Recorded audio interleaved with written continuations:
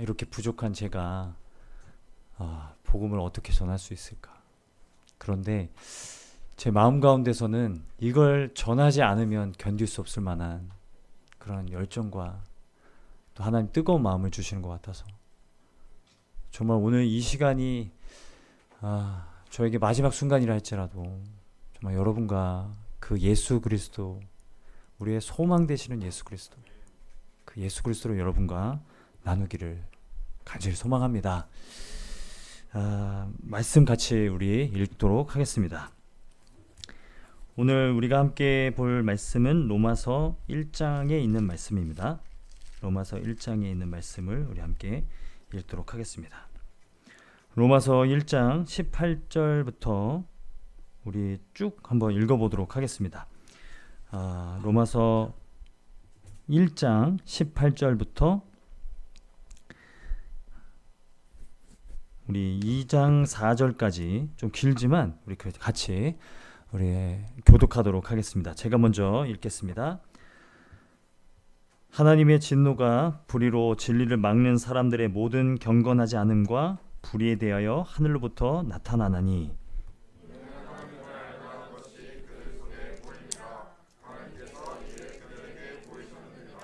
창세로부터 그의 보이지 아니하는 것들 곧 그의 영원하신 능력과 신성이 그가 만드신 만물에 분명히 보여 알려졌나니 그러므로 그들이 핑계하지 못할지니라.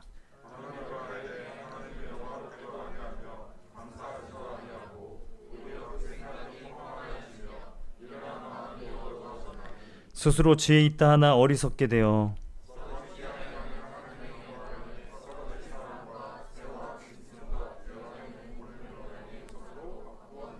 그러므로 하나님께서 그들을 마음의 정욕대로 더러움에 내버려 두사 그들의 몸을 서로 욕되게 하게 하셨으니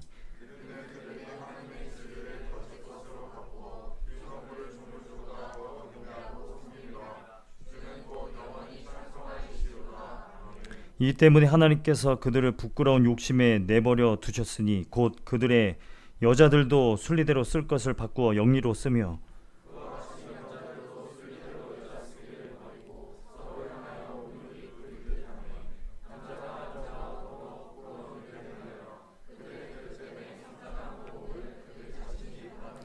또한 그들이 마음에 하나님 두기를 싫어하며 하나님께서 그들을 그 상실한 마음대로 내버려 두사 합당하지 못한 일을 하게 하셨으니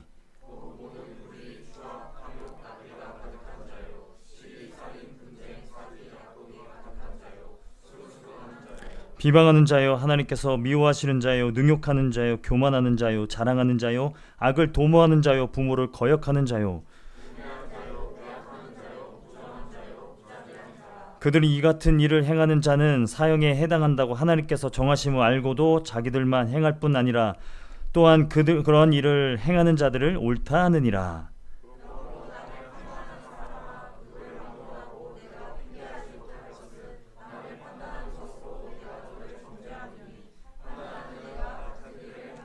이런 일을 행하는 자에게 하나님의 심판이 진리대로 되는 줄 우리가 아노라.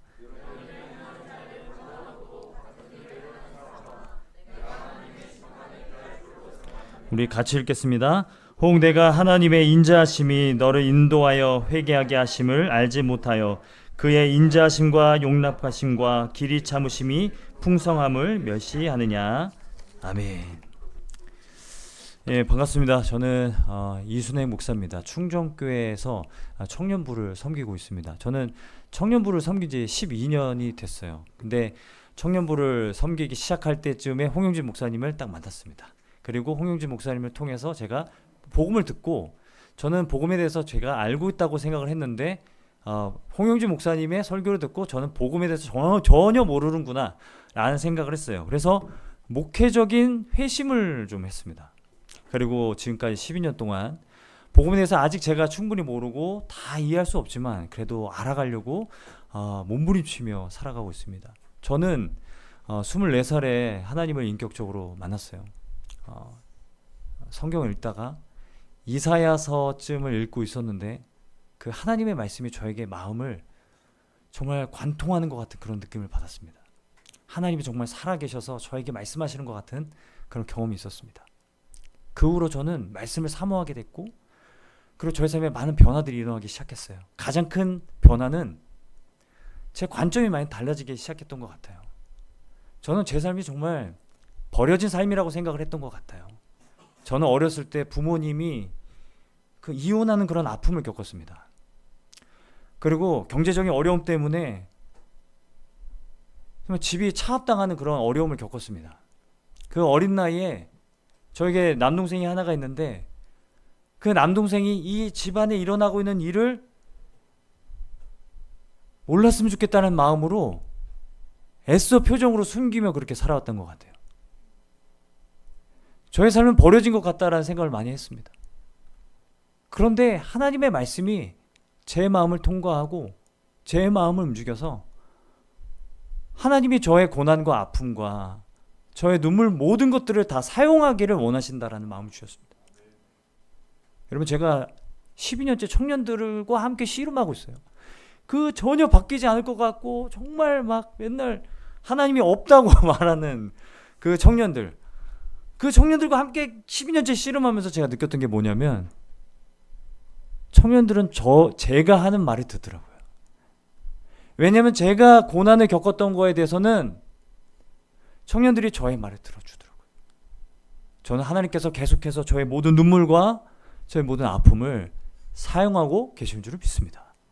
이 자리에 함께 하시는 여러분 모두에게 다 아픔이 있고 다 상처가 있고 여러분이 가지고 있는 고난들이 다 있겠지만 하나님 그 모든 것을 반드시 사용하셔서 하나님이 여러분의 삶을 누군가에게 복음이 되게 하실 줄을 믿습니다. 저에게는 홍영주 목사님이 복음이었어요. 너무 그 고난을 이겨내고 가고 계시는 것이 저에게는 너무 기쁜 소식이었어요. 저렇게 예수 그리스도를 따라 살아가는 삶이 있구나라는 것이 저에게 너무 큰 복음이었어요. 그래서 저에겐 정말 예수님을 홍영주 목사님을 통해서 더 알고 제가 그 예수님을 더 따라가고자 하는 그런 열망이 생기게 되었다라는 것이죠. 여러분, 오늘부터 이제 3일 동안 생명을 얻는 회개라는 제목으로 우리가 말씀 복음 사경회를 갖게 되는데요. 여러분, 제목을 한번 우리 같이 한번 읽어보도록 하겠습니다. 제목이 뭘까요? 시작. 생명을 얻는 회개. 여러분, 이렇게 생명을 얻는이라는 수식어를 붙인 이유가 있겠죠. 그냥 회개가 있고 생명을 얻는 회개가 있다라는 겁니다. 그렇다면 생명을 얻지 못하는 회개도 있다라는 겁니다. 여러분, 생명을 얻지 못하는 회개는 어떤 회개일까요? 여러분, 회개처럼 보이는데 사실은 회개가 아닌 것이 있습니다. 제가 청년들과 함께 씨름하면서 제가 종종 경험하는 건데 많은 청년들이 수련회를 가면 자신이 회개를 했다고 생각하지만 사실 회개하지 않았어요. 회개처럼 보이는데 회개랑 굉장히 유사하게 보이는데 회개가 아닌 것이 있습니다. 여러분, 그게 뭔지 아세요? 자기 연민입니다. 근데 이걸 구별하기가 정말 힘들어요. 여러분, 수련회 가서 눈물 흘려보신 적 있으시죠? 말씀을 듣다가 눈물 흘리신 적이 있으시죠? 찬양을 부르다가 눈물 흘려본 적이 있으시죠? 여러분, 그 눈물이, 여러분, 그 마음의 비통함이 하나님 때문에, 예수 그리스도 때문에 기인된 것인지 아니면 나의 마음의 상처가 그 눈물을 만들어내는 것인지는 우리가 구별하기가 참 힘들어요. 그래서 여러분, 진짜 위험한 게 뭐냐면 회개를 하고 있다고 생각하지만 자기 연민일 경우에는 자기 연민은 자기 중심성을 더 극대화합니다. 그래서 이게 너무 힘들어요. 청년들이 많이 울고 합니다. 그런데 돌아보면 그게 다 자기 연민이었을 그럴 경우가 있다라는 거예요. 내 처지가 너무 비참해서, 내 처지가 너무 불쌍해서 그렇게 흘리는 눈물일 때가 많았다는 것이죠. 여러분, 그래서 정말 우리는 다시 회개를 생각해야 됩니다. 내가 하고 있는 회개가 정말 생명을 얻게 하는 회개인지 예수 그리스도의 십자가의 복음 아래 우리가 흘리는 눈물인지 아니면 정말 자기 연민인지. 저한테도 이게 너무 어렵습니다. 때로는 제가 회개하고 있다고 생각하는데 자기 연민일 때가 많아요. 내 처지가 너무 비참해서, 내 처지가 너무 불쌍해서 그냥 흘리는 눈물일 때가 많다는 생각을 많이 하게 되는 것이죠. 저와 여러분의 이 3일의 시간을 통해서 자기 연민을 뛰어넘어 십자가의 복음으로 인한 참된 생명을 얻게 되는 회개가 임하게 될 줄을 믿습니다. 우리 모두가 다시 그 회개를 붙들고 회개 안에서 하나님의 은혜를 누리게 되는 그런 역사가 일어나기를 간절히 축복합니다. 제가 한 장 넘겨주시겠어요? 제가 청년 사역을 하면서 정말 골칫거리가 하나 있었습니다. 그게 뭐냐면 이 책이에요. 많은 청년들이 이 책을 읽고 저에게 찾아오는 거예요. 이 책을 읽다가 시험에 들었다는 거예요. 하나님이 없는 것 같다라는 거예요. 이 책의 저자가 하는 말이 다 이해가 된다는 거예요. 더 합리적이고 쏙쏙 더 이해가 된다는 거예요. 그래서 제가 사역 초기부터 제가 이 책 너무 읽기도 너무 힘들었는데 두꺼워요. 근데 이 책을 제가 읽어야 되는 거예요. 청년들이 읽었으니까. 근데 무슨 말인지도 잘 모르겠고, 근데 제가 이 책을 읽다가 느낀 게 뭐냐면 이 저자가 하나님을 너무 미워하는 거예요.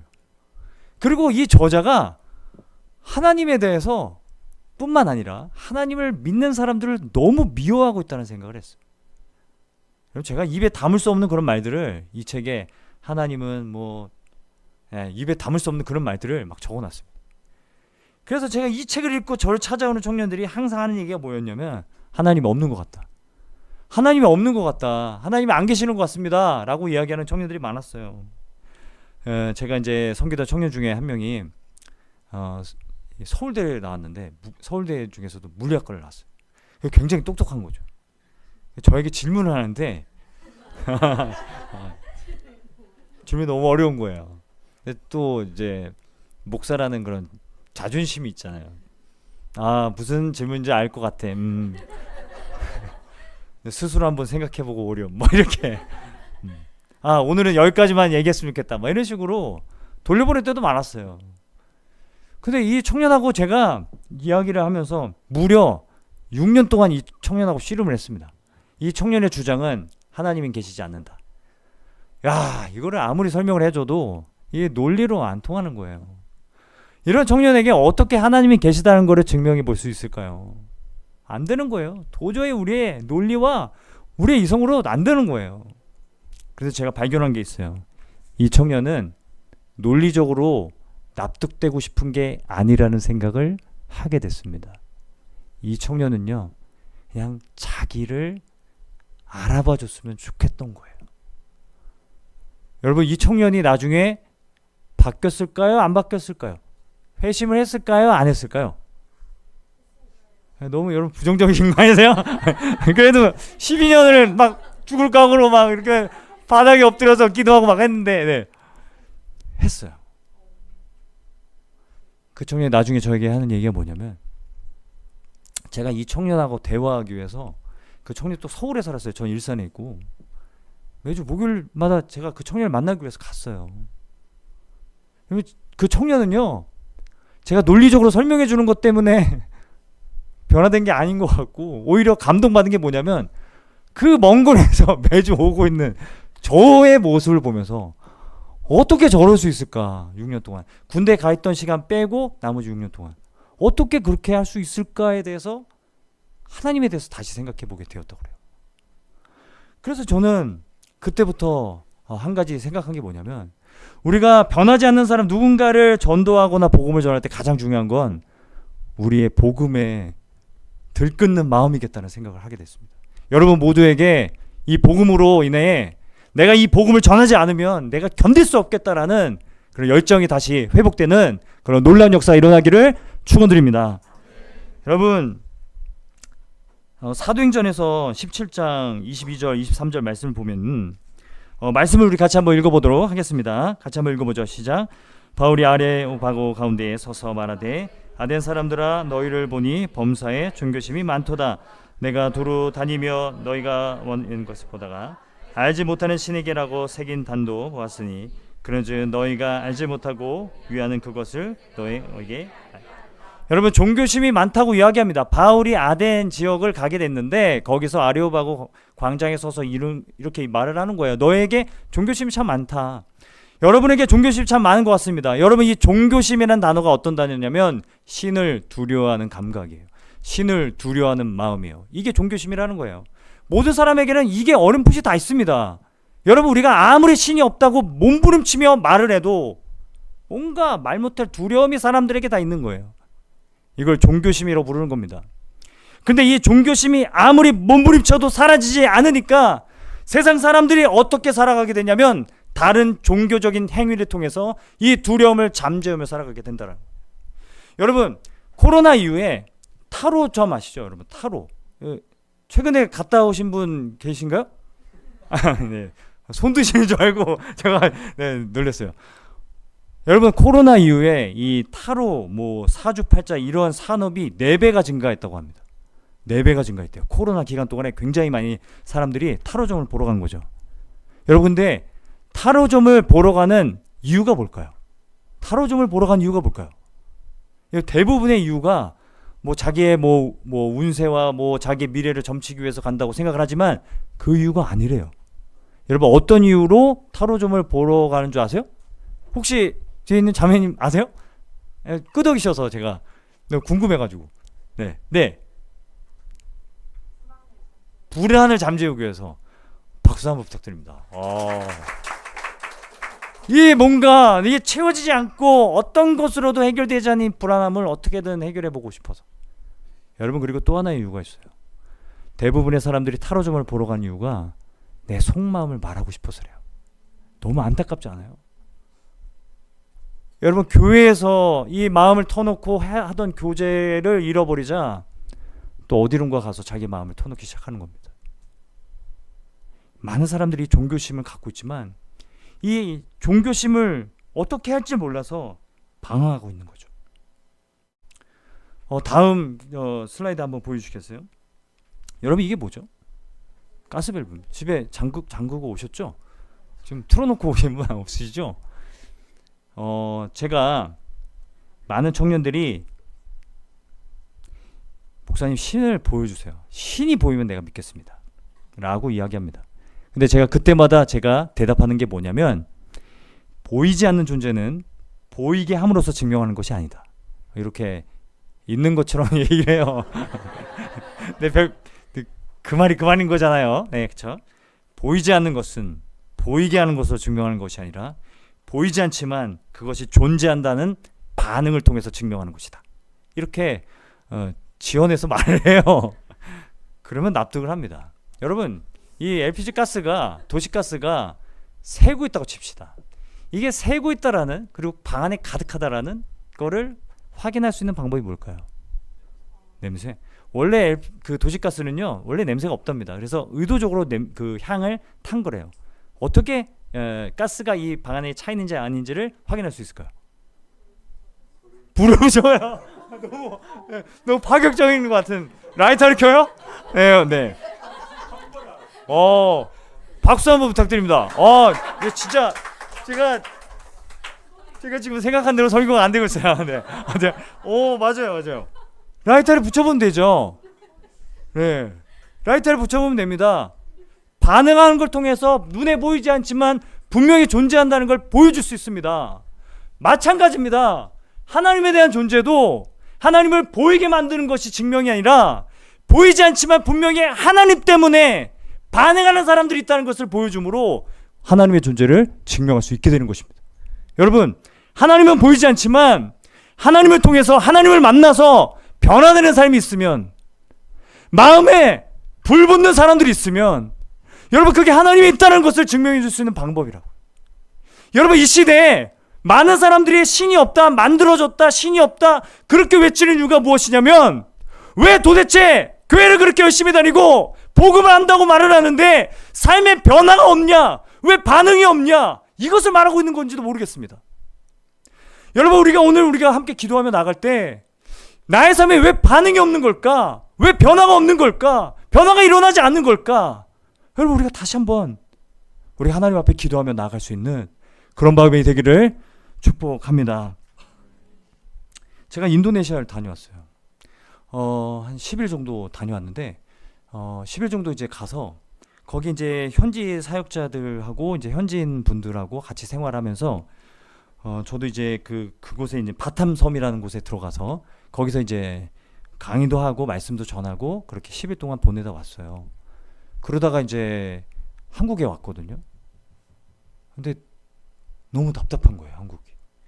이렇게 답답한 곳인 줄 몰랐어요. 신앙생활하기가 너무 힘든 거예요. 왜 제가 이런 걸 느끼고 있는 걸까요? 제가 그곳에서 10일 동안 계속 복음을 나누고 함께 복음에 반응하는 사람들과 함께 그렇게 눈물을 흘리며 기도하며 찬양하며 예배하며 이슬람권에서 목숨을 걸고 그렇게 예배하는 사람들과 지내다가 한국에 딱 오자마자 너무 숨이 막히는 거예요. 그래서 정말 너무 답답하다. 여러분, 우리가 하나님을 만날 때 여러분 인격적으로 만났다라는 가장 확실한 증거가 하나가 있는데, 그것은 무엇이냐면 하나님 때문에 불편해지기 시작한다는 것입니다. 하나님 때문에 불편해지는 거예요. 여러분, 하나님 때문에 불편하다라는 그런 경험이 있으시다면 여러분 하나님을 인격적으로 만나고 계신 거예요. 여러분, 우리가 분명히 기억해야 될 것이 있습니다. 로마서 1장 18절 19절 말씀, 우리 다시 한번 우리 한 목소리로 읽어보도록 하겠습니다. 18절 19절입니다. 시작. 하나님의 진노가 불의로 진리를 막는 사람들의 모든 경건하지 않음과 불의에 대하여 하늘로부터 나타나느니 이는 하나님을 알만한 것이 그들 속에 보임이라 하나님께서 이를 그들에게 보이셨느니라. 우리가 진짜 알아야 될 것은 무엇이냐면, 많은 사람들이 하나님의 진노를 피해 가려고만 하는데 하나님의 진노가 혹시 나의 삶에 오지 않을까라는 생각 때문에 살아가는데, 사실 하나님의 진노는 지금도 나타나고 있다고 합니다. 하나님의 진노는 이미 하늘로부터 나타나고 있다고 합니다. 여러분, 이걸 원문을 보면은 현재형으로 이야기하고 있습니다. 이미 나타나고 있다. 하나님의 진노가 우리 삶에 나타나고 있대요. 여러분, 하나님의 진노가 어떻게 나타나고 있는 걸까요? 뭐 쓰나미가 오고 지진이 나고 이런 게 하나님의 진노일까요? 아닙니다. 여러분, 바울이 지금 로마서를 통해서 하나님의 진노가 분명하게 하늘로부터 나타나고 있다고 말을 하는데, 하나님의 진노를 어떻게 표현하느냐, 다음 슬라이드를 보시면 24절, 26절, 27, 28절, 여러분, 내버려 두셨으니 내버려 두사, 이게 하나님의 진노라고 이야기하는 것입니다. 하나님의 진노가 무엇인가? 하나님께서 내버려 두시는 것이 진노입니다. 하나님이 내어주시는 것이 진노입니다. 여러분, 이 단어를 기억해 두세요. 파라디도미. 여러분 한번 좀 따라해 보시면 감사하겠습니다. 파라디도미. 여기 꼭 기억해 두세요. 내어주는 겁니다. 넘겨주는 겁니다. 넘겨주는 것, 이것이 여러분 하나님의 진노라는 겁니다. 여러분, 하나님의 진노가 넘겨주는 거라면 무엇을 넘겨주시는 걸까요? 하나님을 떠나고 하나님을 외면한 사람들에게 무엇을 넘겨주시는 걸까요? 우리에게 무엇을 넘겨주시는 걸까요? 주권을 넘겨주시는 겁니다. 너가 원하는 대로 살아보아라 라고 넘겨주시는 게 여러분 진노라고 말씀하고 있다는 거예요. 여러분, 하나님이 우리에게 주권을 넘겨주시면 어떨까요? 우리의 삶의 통치권은 우리에게 넘겨주시면 어떤 변화가 일어날까요? 여러분, 기쁘지 않으세요? 여러분, 통치권을 우리에게 주신대요. 우리 마음대로 살아갈 수 있게 해주신대요. 기쁘지 않으세요? 여러분, 많은 사람들이 생각해요. 나에게 통치권이 있고 내가 내 마음대로 살아갈 수 있으면 더 자유롭겠지. 그런데 여러분, 자유가 더 없는 거예요. 오히려 사람들이 어떤 것에 더 함몰되고 매몰되어서 살아가는 경우가 많다는 거예요.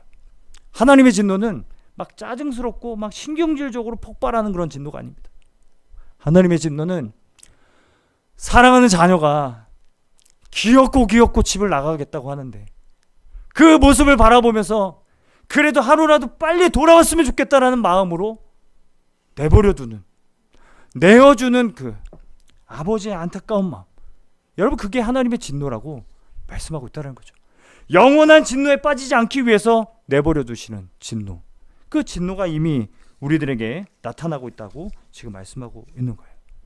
누가복음에 보면, 누가복음 15장에 보면 탕자의 비유가 나옵니다. 탕자의 비유가 나오는데 둘째 아들이 얘기하죠. 아버지 재산을 중에서 내게 돌아올 분깃을 좀 나눠주세요. 근데 여러분, 여기서의 재산이 어떤 뜻이냐면 유산입니다. 아버지가 돌아가시면 내가 받을 유산을 좀 미리 땡겨주세요 라고 이야기하는 것이죠. 그죠? 아버지가 어떻게 합니까? 줍니다. 제가 저희 아이들이 이제 3명이 있어요. 첫째가 13살이고요. 둘째가 11살이고 셋째가 왜 이렇게 많아 이러는 눈빛이. 셋째가 8살이에요. 딸, 아들, 딸입니다. 딸, 아들, 딸. 누가 제일 귀여울까요? 셋째. 맞습니다. 셋째시죠? 아니시죠. 셋째가 제일 귀엽습니다. 제일 귀여우면서도 진짜 말 안 들어요. 셋째 맞으시죠? 한 번은 차 타고 가는데 이런 얘기를 하는 거예요. 셋째가. 첫째도 그런 말을 해본 적이 없고 둘째도 그런 말을 해본 적이 없어요. 근데 셋째는 좀 달라요. 셋째가 차를 타고 가는데 뒷자리에서 다리 꼬고 이제 팔짱 끼고 이제 저에게 묻는 거죠. 아빠, 만약에 아빠가 돌아가시면 이 차는 누구 거예요? 와우, 네. 아직까지 상처가, 네, 아주. 그때 제가 속으로 얘기했죠. 너는 아니란다. 지금 정해졌어. 너는 아니야. 탕자가 아버지가 돌아가시면 주실 유산을 좀 땡겨주세요. 야, 이런 나쁜 놈이 어디 있습니까? 이런 나쁜 자식이 어디 있습니까? 그런데 아버지가 주죠. 기꺼이 주죠. 여러분 왜 줄까요? 비워서요? 너 맛 좀 봐라. 맛 좀 봐라. 이런 마음일까요? 아니죠. 여러분 누가복음 15장 17절 말씀 보면 여러분 같이 한번 읽어볼까요? 시작. 예 스스로 돌이켜 이르되 내 아버지에게는 양식이 풍족한 품꾼이 얼마나 많은가. 나는 여기서 내 아버지에게는 품꾼도 풍족한데 나는 그래도 아들인데 날 받아주시겠지. 여러분 이거를 깨닫게 하시기 위해서 기꺼이 보내주는 것이 여러분 이 아버지의 마음이에요. 그리고 우리를 향하신 하나님 아버지의 마음이에요. 여러분 하나님이 우리 가운데 진노를 이미 나타내고 계시다면 그 진노는 그냥 신경질적이고 그냥 폭발적으로 그렇게 나타나는 진노가 아니라 오히려 더 엄중하고 우리가 영원한 진노에 빠지지 않도록 하기 위해서 돌아오기를 바라는 마음, 아버지의 마음 안에 울부짖고 아버지의 마음 안에 요동치고 있는 진노라는 사실을 기억하시기를 간절히 소망합니다. 여러분 우리가 아버지에게로 내가 이렇게 죄를 지었지만 내가 아버지에게로 돌아가면 나를 받아주시겠지. 아버지에게로 돌아가면 나를 받아주시겠지. 아버지에게는 품꾼이 얼마나 풍족한데 나를 품꾼 중에 한 사람이라도 써주셨으면 좋겠다는 마음으로 돌아가는 것. 여러분 이게 회개입니다. 여러분 이게 회개입니다. 이 낮은 마음, 이 겸손한 마음으로 아버지께서 나를 받아주시겠지라는 마음으로 돌아가는 건 여러분 이게 회개예요. 여러분 이 마음을 여러분 잃어버리고 살아가고 계시지 않으신가요? 여러분 이 마음을 가지고 여러분 살아가고 계시지 않으신가요? 내가 어떻게 돌아가? 내가 어떻게 돌아가? 내가 어떻게 살았는데 내가 어떻게 돌아가? 그런 마음으로 살아가는 것. 그건 역시 여러분 교만입니다. 여러분 하나님의 진노는 여러분 세 가지 특징이 있습니다. 저는 그 세 가지 특징을 좀 짧게 좀 여러분께 좀 말씀을 드리고 싶어요. 첫 번째 하나님의 진노의 특징은 무엇이냐면 첫 번째 인생의 목적을 잃어버리게 된다는 것. 여러분 인생의 목적을 잃어버리는 것이 하나님의 진노의 특징이라는 거예요. 여러분 하나님의 진노가 이 땅 가운데 임해 있다는 건 많은 사람들이 인생의 목적을 잃어버리고 살아가는 것으로 나타납니다. 여러분 많은 사람들이 인생의 목적을 저마다 갖고 살아가요. 여러분의 인생의 목적, 삶의 목적이 무엇인가요? 여러분 옆에 있는 분들에게 한번 물어보실래요? 너는 인생의 목적이 무엇이니? 네. 여러분 많은 사람들이 인생의 목적은 세 가지 중에 하나로 이렇게 요약될 수 있다고 그래요. 첫 번째가 도덕적인 사람이 되는 겁니다. 그건 뭐냐면 유재석을 떠올리면 될 것 같아요. 너무 좋은 사람이 되고 싶은 거예요. 영향력 있고 기대고 싶고 언제든 찾아갈 만한 그런 좋은 사람이 되고 싶은 거. 여러분 이게 도덕적인 사람이 되는 거예요. 두 번째가 뭐냐면 성공적인 사람이 되고 싶은 거예요. 성공적인 사람이 되고 싶으면 빌 게이츠 같이 그렇게 자기 분야에서 업적을 남기고 싶은 사람이 되는 거, 이게 성공적인 사람이 되고 싶은 거예요. 마지막 세 번째는 종교적인 사람이 되고 싶은 거예요. 여러분 여기서 종교적인 사람은 좀 부정적인 의미에서의 종교적인 사람입니다. 그냥 종교의 틀 안에서만 그냥 인정받고 싶은 거죠. 여러분은 이 세 가지 중에서 어떤 인생의 목적을 가지고 살아가십니까? 그나마 어떤 목적을 더 높이 갖고 살아가고 계신가요? 도덕적인 사람입니까? 아니면 성공적인 사람입니까? 아니면 종교적인 사람입니까? 여러분 옆에 있는 분들에게 한번 물어보실래요? 좋은 사람이 되고 싶어요? 성공적인 사람이 되고 싶어요? 종교적인 사람이 되고 싶어요? 한번 물어보실래요? 네. 셋 다 아니 아니라고 해야 될 것.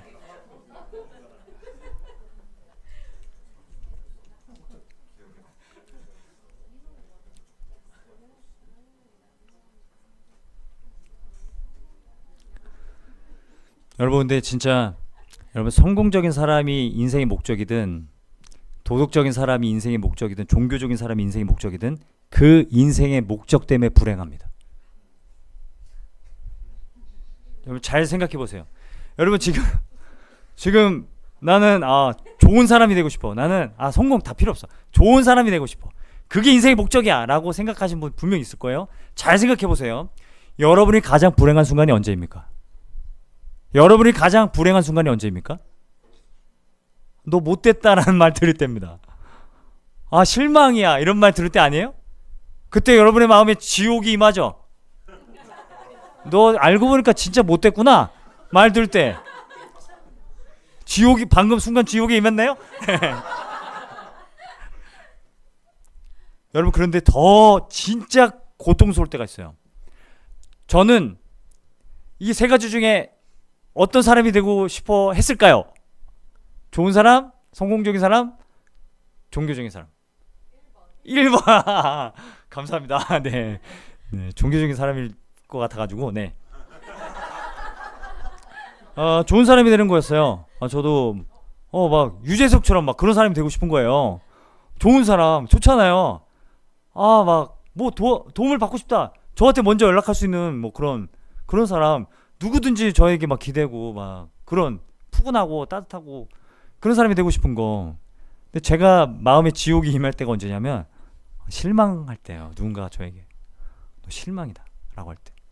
그리고 제가 항상 좋은 사람이 되지 못할 때가 진짜 괴로워요. 네, 그렇죠. 그래서 결혼을 한 후부터는 와 진짜 지옥이 많은 거예요. 제 마음에 너무 끔찍한 거예요. 여러분, 근데 진짜 고통스러울 때가 언제냐면 이렇게 찬양팀이 있죠. 찬양팀 안에서 제일 착하고 좋은 분이 누구예요? 말씀은 하지 마세요. 찬양팀 안에서 제일 착하고 좋은 분이 누구예요? 그분이 있을 거 아니에요. 내가 제일 착한 것 같아. 내가 찬양팀 안에서 그래도 내가 성격이 제일 괜찮은 것 같아 라고 생각을 하고 있는데 나보다 더 착한 사람이 들어옵니다. 그때 진짜 죽을 맛이에요. 나보다 더 착한 사람이 있을 때. 그리고 나보다 다른 사람이 더 칭찬을 많이 받아요. 미치겠어요. 내가 제일 착해야 되는데, 내가 제일 좋은 사람이어야 되는데 저보다 홍영재 목사님이 더 좋은 사람인 것 같아요. 이 말이 저에게는 이제 힘들어질 수 있다라는 거죠. 옛날에 저의 모습이라면 그런 거죠. 성공적인 사람도 마찬가지예요. 여러분, 성공적인 사람으로 살아가고 있는데 언제 지옥이 임해요? 나보다 더 성공적인 사람을 만났을 때. 나는 정말 쓰레기구나 이렇게 생각하는 거죠. 여러분, 이게 우리가 인생의 목적을 하나님을 떠나서 내가 정했는데 그 내가 정한 인생의 목적 때문에 내가 괴로운 겁니다. 내가 정한 인생의 목적이 그것이 어떤 것이라고 해도 그것 때문에 괴로워요. 그리고 여러분, 좋은 사람이 되고 싶은 목적을 갖고 계신 분들, 그 목적을 잃어본 적 있으세요? 한 번도 없습니다. 우리가 좋은 사람이라고 칭찬을 받아도 어떤 생각해요? 아직 멀었어 이 생각해요. 도대체 그 인생의 목적은 언제 이루어지죠? 절대 임하지 않습니다. 참 아이러니하게도 내가 정한 인생의 목적이 나를 불행하게 합니다. 여러분, 하나님의 진노가 임했다는 말은, 여러분, 우리가 우리의 인생의 목적을 내가 정하는데 내가 정한 인생의 목적이 나를 괴롭게 해요. 그래서 여러분, 많은 사람들이 왜 스스로 목숨을 끊고, 많은 사람들이 왜 비관하고 그렇게 살아갑니까? 자기가 세우는 목적이 있는데 그게 이루어지지 않고 있다고 생각하니까 여러분, 많은 사람들이 비관하는 거예요. 여러분, 진짜 유일하게 하나님이 인생의 목적인 사람들만 항상 그 목적에 도달할 수 있어요. 항상 하나님이 함께 하시기 때문에 항상 목적에 도달할 수 있어요. 여러분, 진짜 제가 너무 놀라운 사실 한 가지를 발견했습니다. 여러분, 정말 신앙이 좋은 사람은요, 제 인생의 목적이 신앙이 좋아지는 거라면 저보다 더 신앙이 좋은 사람을 만났을 때 저는 질투를 느낄까요? 아니라는 거예요. 오히려 격려를 받아요. 위로를 받아요. 오, 너무 감사하다. 너무 잘됐다. 저런 분이 있어서 나에게 격려가 된다. 너무 이상하지 않아요? 유일하게 하나님이 인생의 목적일 때만 우리의 영혼이 자유할 수 있게 되는 줄을 믿습니다. 여러분, 여러분의 인생의 목적이 다시 하나님에게로 돌아오게 되는 역사가 일어나기를 간절히 소망합니다. 여러분, 로마서 1장 21절 24절 이 말씀을 한번 우리 같이 한번 읽어볼까요? 같이 한번 읽겠습니다. 시작. 하나님을 알되 하나님을 영화롭게도 아니하며 감사하지도 아니하고 오히려 그 생각이 허망하여지며 미련한 마음이 어두워졌나니 스스로 죄 있다 하나 어리석게 되어 썩어지지 아니하는 하나님의 영광을 썩어질 사람과 새와 짐승과 기어다니는 동물 모양의 우상으로 바꾸었느니라.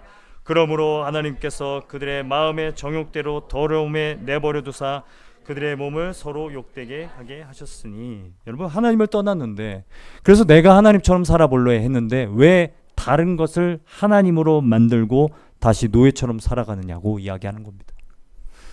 여러분이 하나님을 떠날 때에는 하나님을 떠나서 내가 내 마음대로 살아가고 내가 이제는 주인이 되어서 그렇게 주체적으로 좀 살아가 봐야지라고 말한, 그렇게 생각하는 사람들이 왜 하나님을 떠나서 다시 무언가의 노예로 살아가느냐고. 왜 돈의 노예로 살아가고 명예의 노예로 살아가고 왜 쾌락의 노예로 살아가고 있냐고. 그냥 좋은 것을 좋은 것으로 여기지 않고 인생의 가장 궁극적인 것으로 만들어 놓고 그것을 마치 하나님인 것처럼 여기며 왜 그렇게 살아가고 있느냐고 말씀하고 있다는 거예요.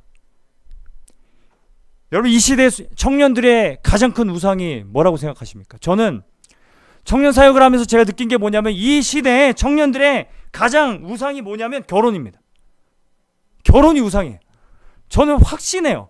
결혼이 우상이에요. 왜 그러냐면 결혼을 통해서만 자기의 가치를 증명하려고 그래요.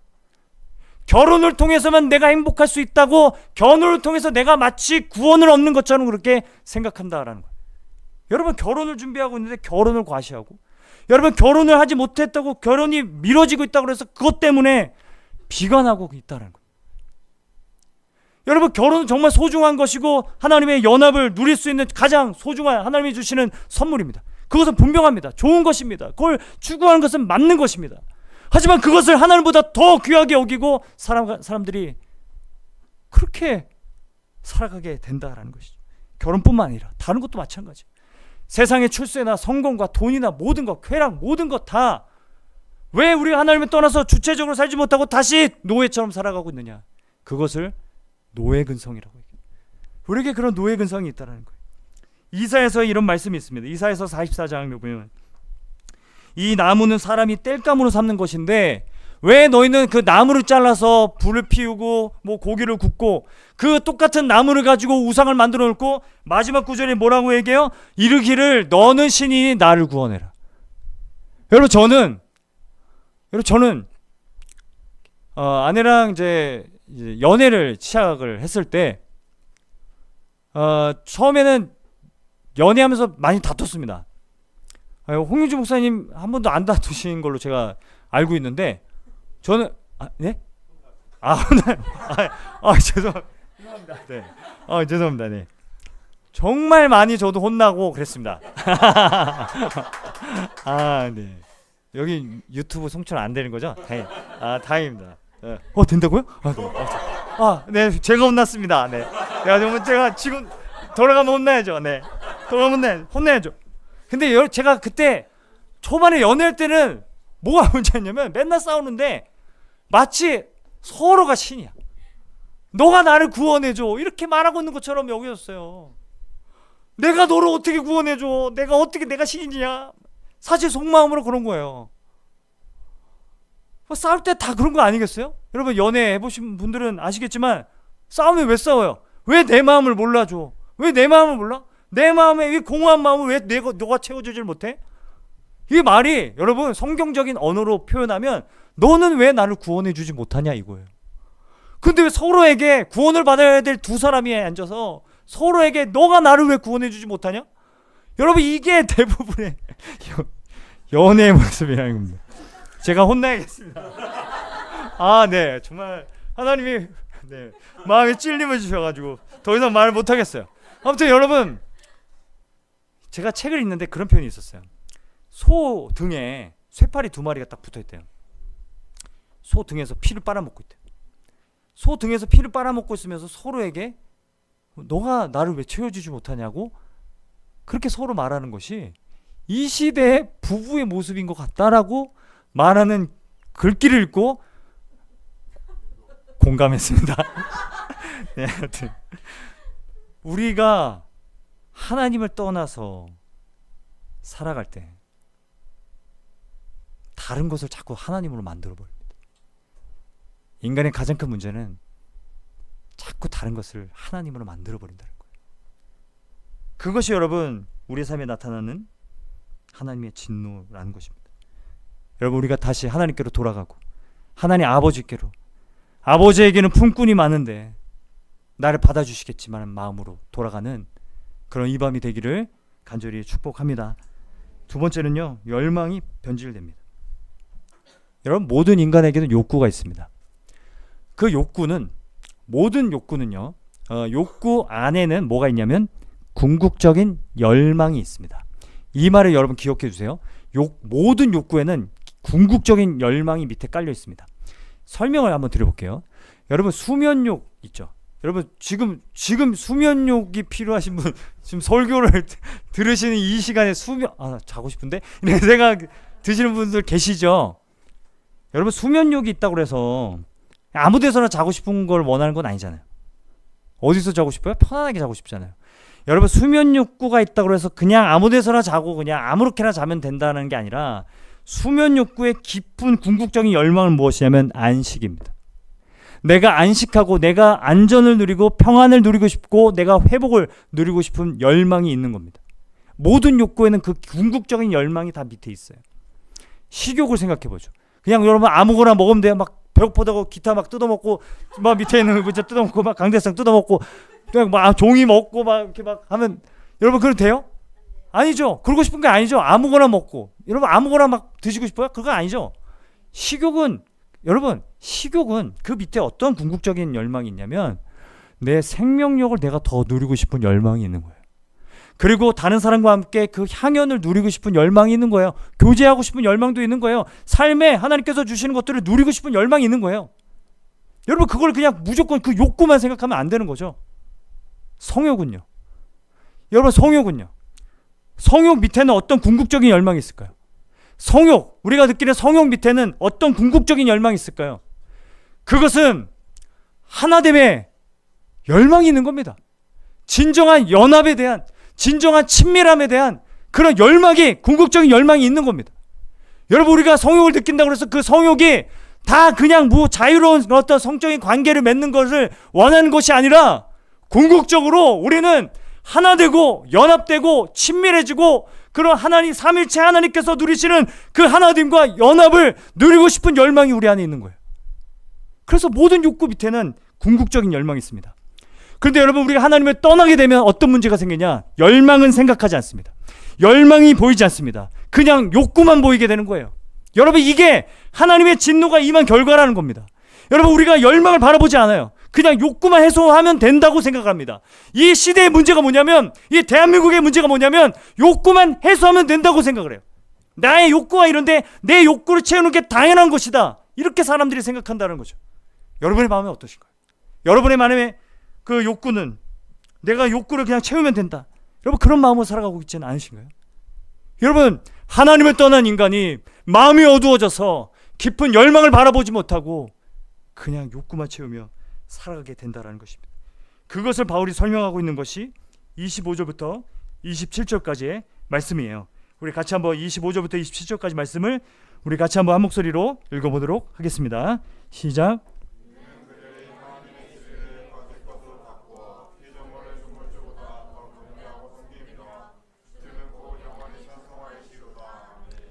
이 때문에 하나님께서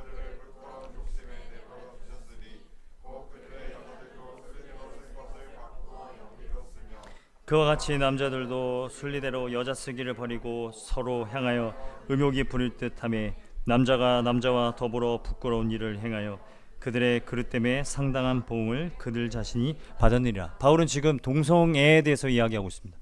여러분 동성애를 그냥 도덕적인 죄 이렇게만 보는 게 아니라 더 깊은 본질을 지금 꿰뚫어 보고 있습니다. 여러분 보세요. 25절에 피조물을 조물주보다 더 경배하고 섬김이라. 이런 맥락 안에서 동성애를 이야기하고 있어요.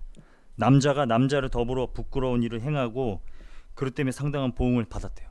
여러분 동성애가 어떤 문제라고 보고 있는 거냐면 우상 숭배입니다. 여러분 동성애가 무엇을 말하는가? 우상 숭배라는 겁니다. 무엇에 대한 우상 숭배요? 여성성에 대한 우상 숭배 또는 남성성에 대한 우상 숭배입니다. 제가 이걸 좀 깨닫게 된 그런 어떤 경험이 있어요. 저희 청년 중에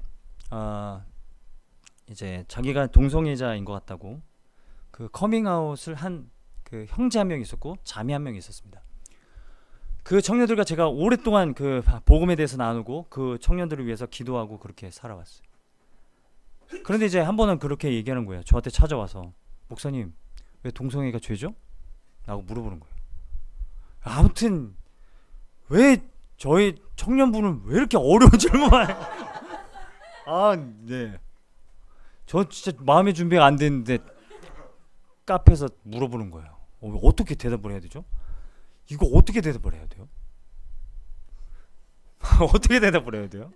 죄야 라고 이렇게 어떻게 내가 사랑을 담아서 이걸 말할 수 있을까? 그래서 제가 막 그 순간 막 하나님 도와주세요 막 이러면서 제가 대답한 게 뭐냐면 모든 사람이 죄고 너가 짓는 그 죄가 나에게도 내가 매일까지 짓고 있는 동일한 죄이다 라고 제가 얘기했습니다.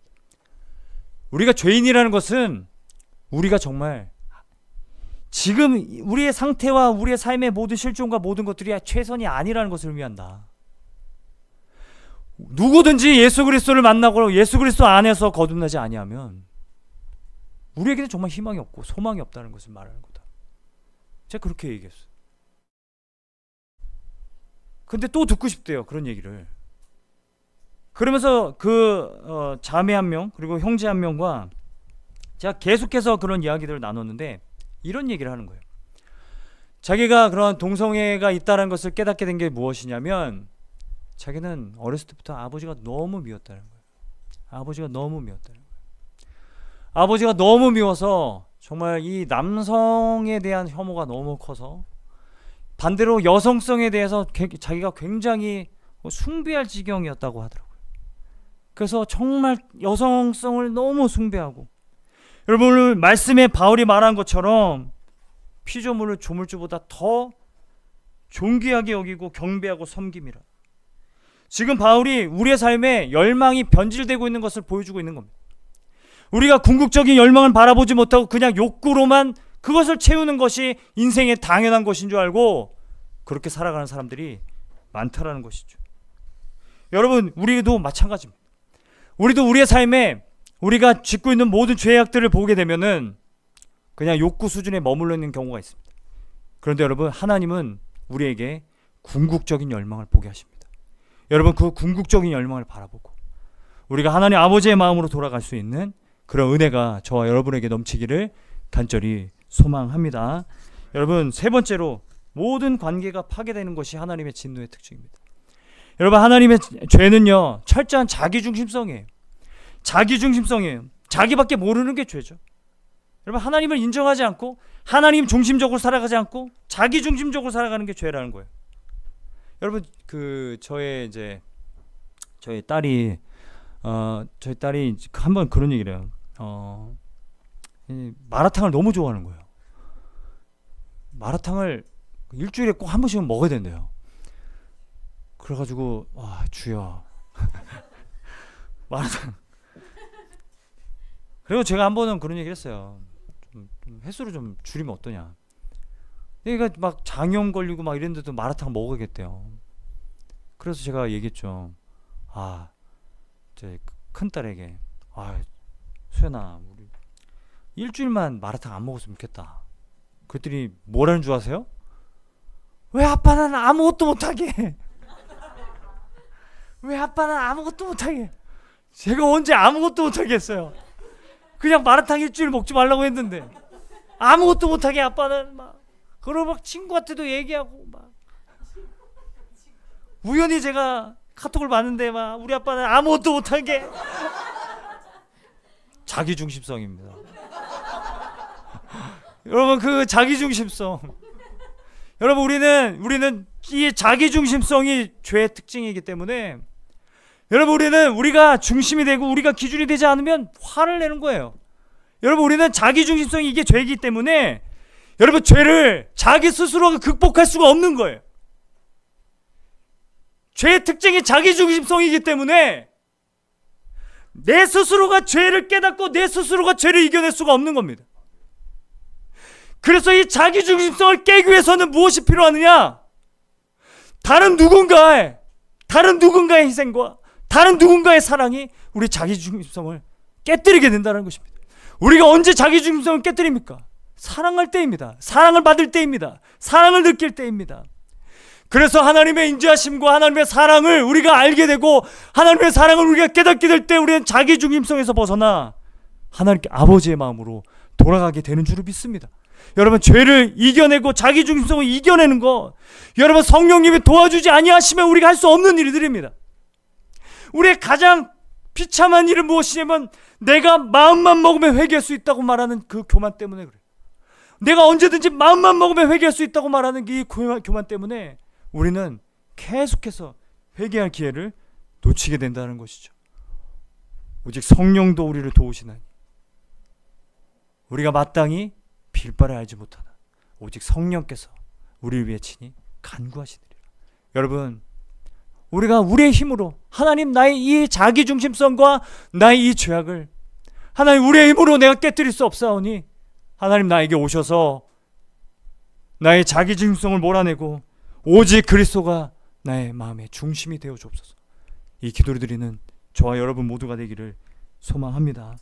여러분, 로마서 1장 28절부터 32절 말씀을 보면 또한 그들이 마음에 하나님이 두기를 싫어했대요. 여기서의 마음은요, 이성입니다. 헬라어로 보면 이성입니다.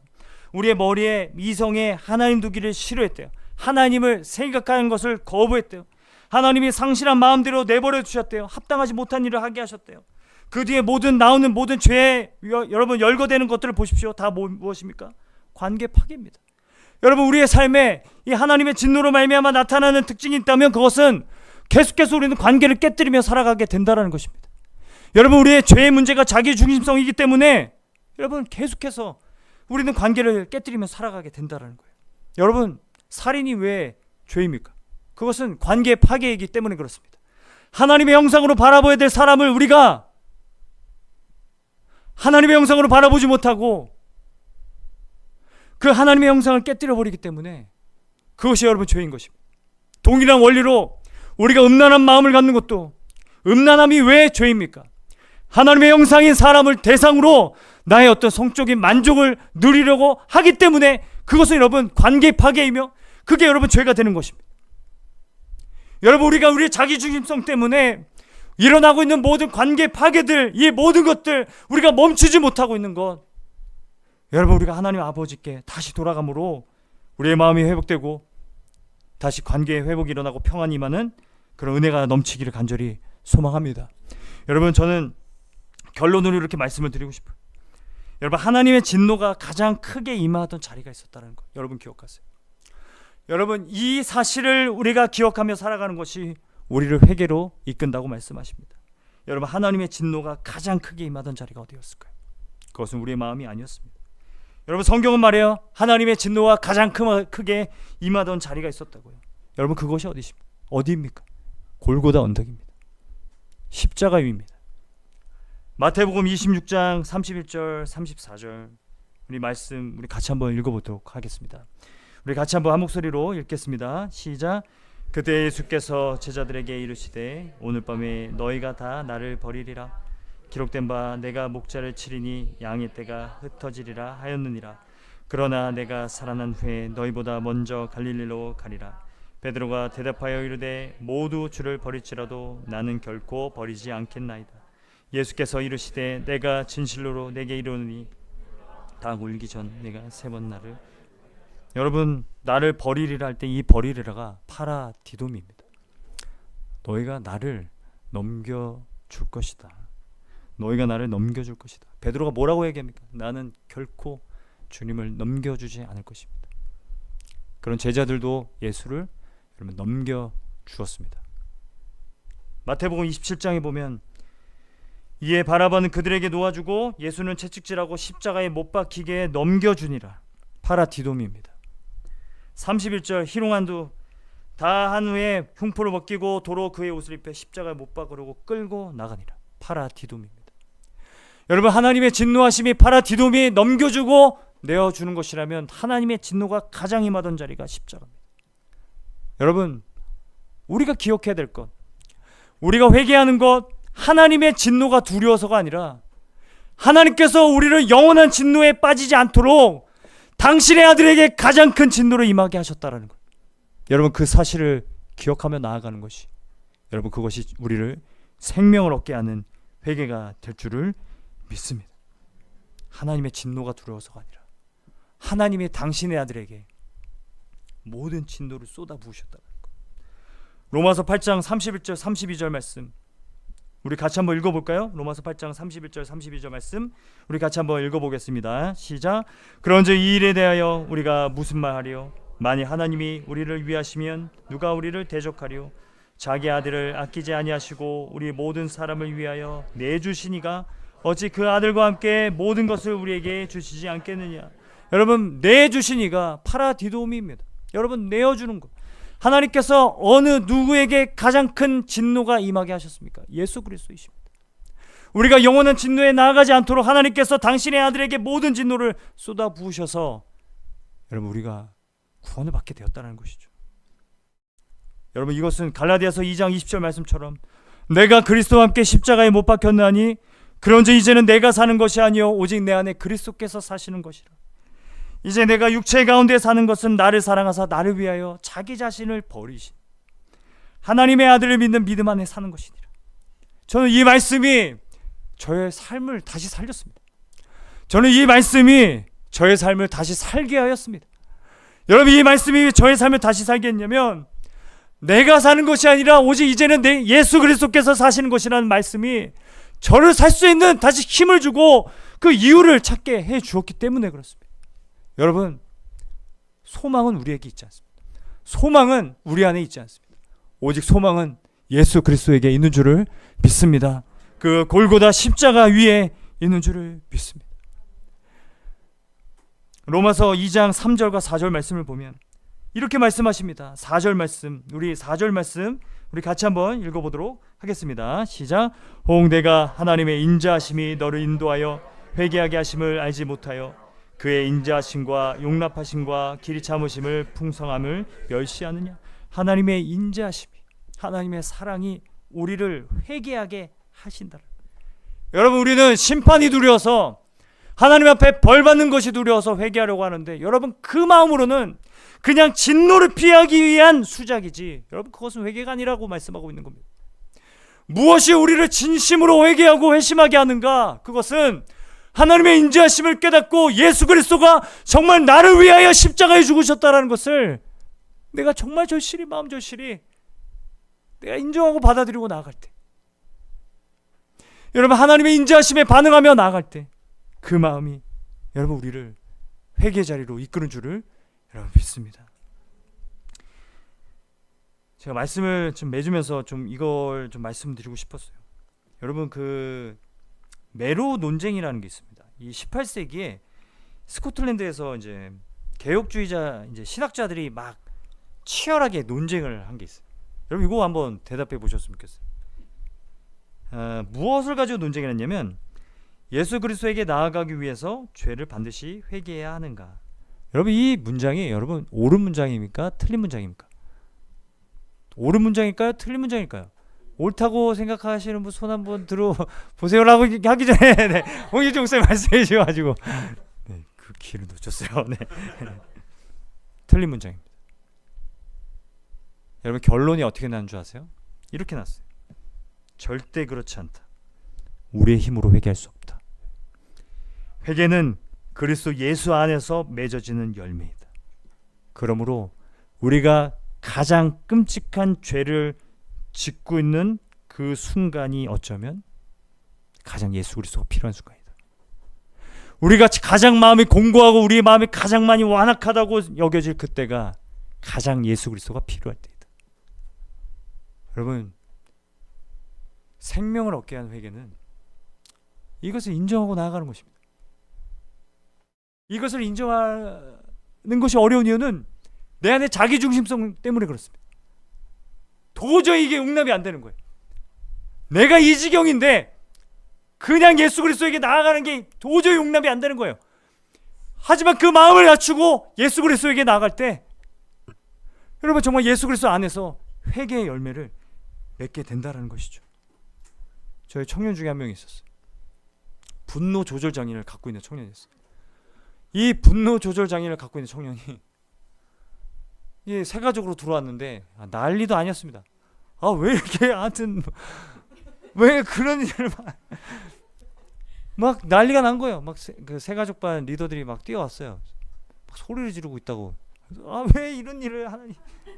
그래서 뛰어가 보니까 누가 막 소리를 지르고 있어요. 한 형제가 와가지고는 막 소리를 지르고 막 목사 나오라고 막 그러고 저 강도사인데요 막 이러고. 네, 아무튼 그래서 그때 뭐 제가 진노를 피하긴 했지만 이제 피할 수가 없는 거죠. 얘기를 들어보니까 이 분노 조절 장애가 생겼대요. 교통사고를 당했는데 그 뒤로 이 분노 조절 장애가 생겨가지고 화가 나면 참지를 못하는 거예요. 근데 이 청년이 예배 시간에도 막 이 사람들이 밀치고 어느 부분에서 화가 나는지 제가 모르겠거든요. 그래서 제가 목소리를 너무 크게 냈나 아무튼 어느 포인트에서 화가 나는지 모르겠는데 막 예배 중에 상상을 해보세요. 전 설교를 하고 있고 밑에서 막 난리가 나고 예배를 막 멈춰야 되는 그런 순간도 있었고 정말 힘들었습니다. 어떻게 해야 될까? 이 형제를 위해서 어떻게 해야 될까? 연애를 하면 데이트 폭력 때문에 막 경찰서에서 막 연락이 오고 하는 거예요. 이게 어떻게 해야 될까? 이 형제를 어떻게 해야 될까? 그런 생각을 했어요. 그러다가 이제 수련회를 갔거든요.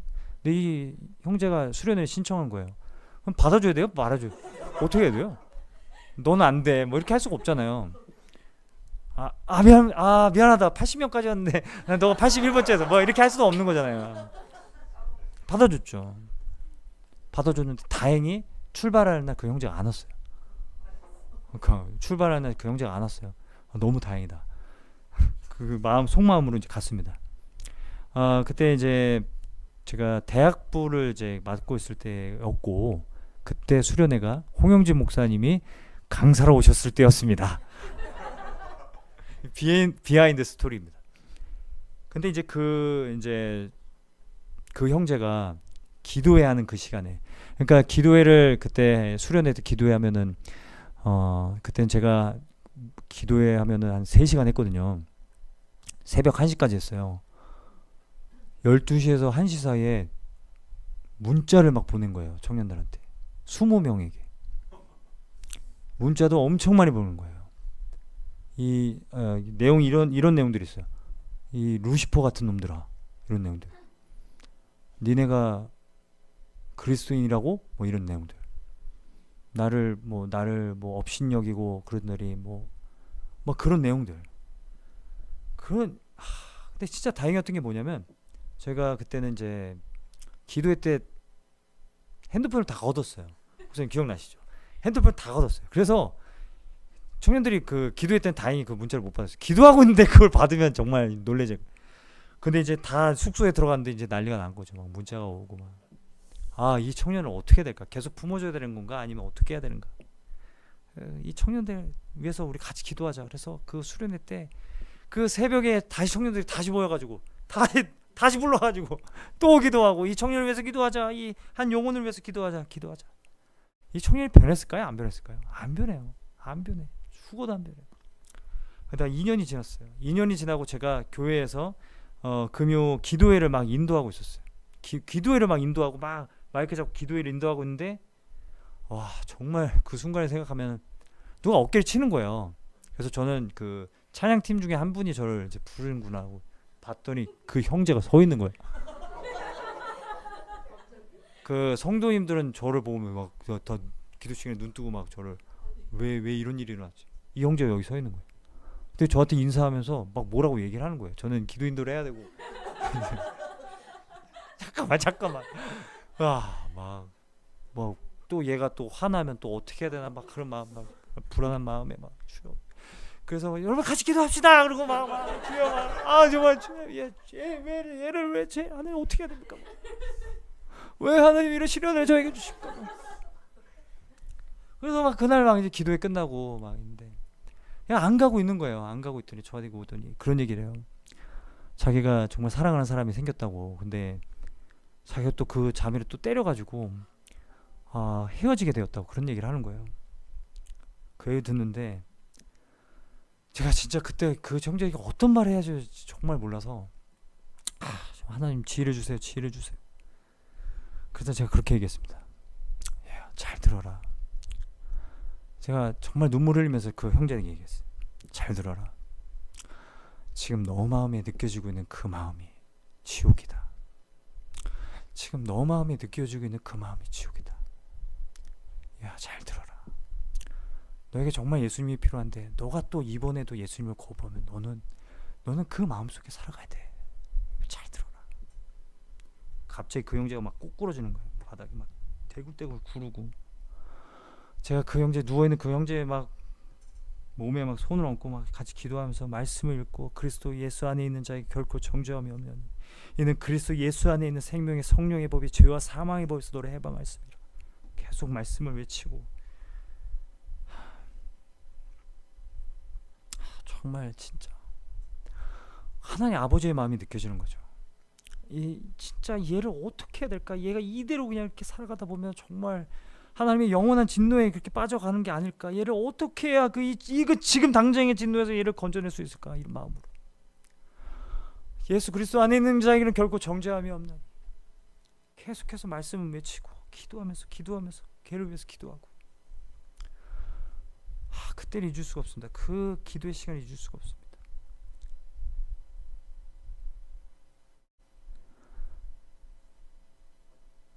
오늘 이 기도의 시간이 여러분 그 절박함이 있었으면 좋겠습니다. 우리에게 그 절박함이 있었으면 좋겠습니다. 여러분 우리 많은 문제들 갖고 살아가잖아요. 취업과 안정과 경제적인 문제와 결혼 모든 것들 건강 문제 많잖아요. 여러분 그게 문제가 아니라 지금 내 생각에 고립되어서 나밖에 모르고 내 생각에 온통 나만의 세상에 갇혀있는 게 여러분 그게 진짜 문제라는 거예요. 여러분 여기서 벗어날 수 있는 유일한 길은 우리를 위해서 자기 자신을 버리신 예수 그리스도 안에 있는 줄을 믿습니다. 여러분 우리가 예수 그리스도 안에 나아가고 우리에게 생명을 얻게 하시는 회개로 하나님의 마음으로 돌아가는 그 시간이 될 수 있었으면 좋겠습니다. 여러분 그 형제가 정말 그 뒤로 저희 교회에 나오진 않았어요. 근데 종종 지나가다 보면 거리에서 만나곤 합니다. 제가 항상 그 형제를 바라보면서 지금도 기도하고 있고 그 형제가 다시 돌아오기를 바라는 마음으로 기도하고 있습니다. 여러분 이러한 절박함이 우리 안에 좀 회복될 수 있었으면 좋겠습니다. 여러분 누군가를 그 진노에서 건져내기 위해서 여러분 몸부림치며 기도하며 그렇게 여러분 살아갔던 그런 경험이 여러분 최근에 언제 있으십니까? 우리 안에 이러한 마음의 회복이 있었으면 좋겠습니다. 그리고 나 자신을 향해서도 하나님 이 나의 마음에 주님 다시 생명을 얻게 하는 회개를 도와해 주셔서 하나님 내가 진노를 피하여 나아갈 것이 아니라 하나님의 인자하심과 하나님의 사랑 가운데 내가 압도되어서 성령의 도우심으로 말미암아 내가 생명을 얻게 하는 회개에 나아갈 수 있도록 도와주옵소서. 그 기도를 드리는 저와 여러분 모두가 되기를 소망합니다. 예수 그리스도는 하나님의 격렬한 진노의 대상인 나에게 유일하고 완전한 비상구가 되신다. 여러분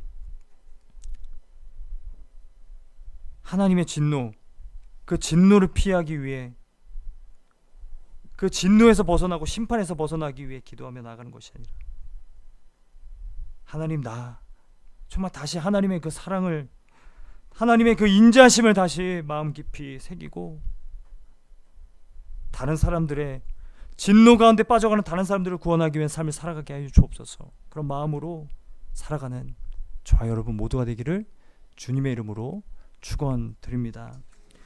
우리 이 시간에 같이 한번 기도하며 나아갈 수 있었으면 좋겠습니다.